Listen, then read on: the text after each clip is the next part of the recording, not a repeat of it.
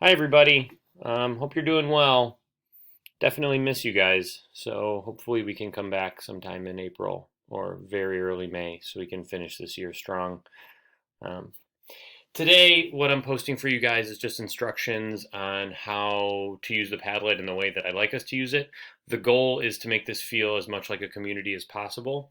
Um, so that means the more voices that are a part of this community, the more times you post, the better off it is. So I would really encourage you to engage with this. For the most part, what you're going to be doing is porting over your information that you've put here into the Padlet. There are three different options for how you're going to be posting, but you should have already seen within the classroom directions what those options are, but I'm going to go through them here. You should notice that within Padlet, we have the three different categories that you could have collected images on. You can post in different columns. You can post multiple in the same column. It doesn't necessarily matter to me. I just want this to feel like a community. So here are your three options. No matter what, you're posting the image that you selected. So make sure you do that. For option one, you would be posting the picture, why you picked it, and what it tells you about World War II. That's option one.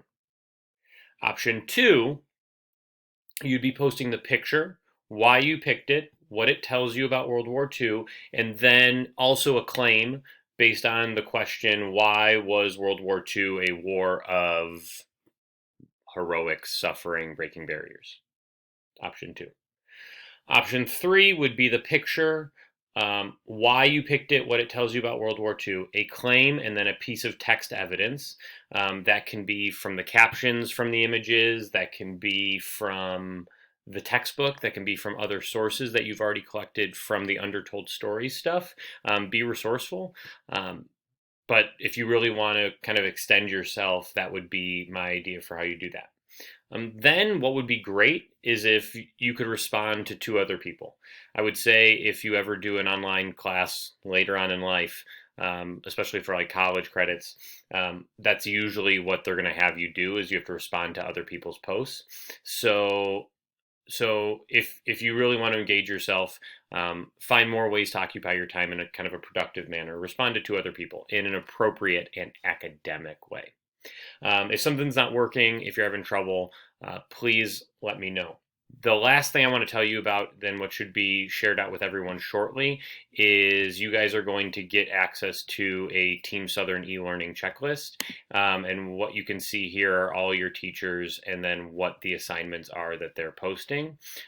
We'll make sure to get that out to you as soon as possible. We just need to make sure all the teachers are in there.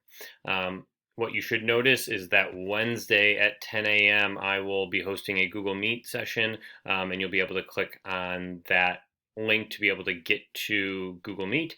That's really for questions, if something isn't making sense. So those are just options for you. If you have anything else that you need from me, please let me know. Hope you're doing well. Miss you guys. I will talk to you later.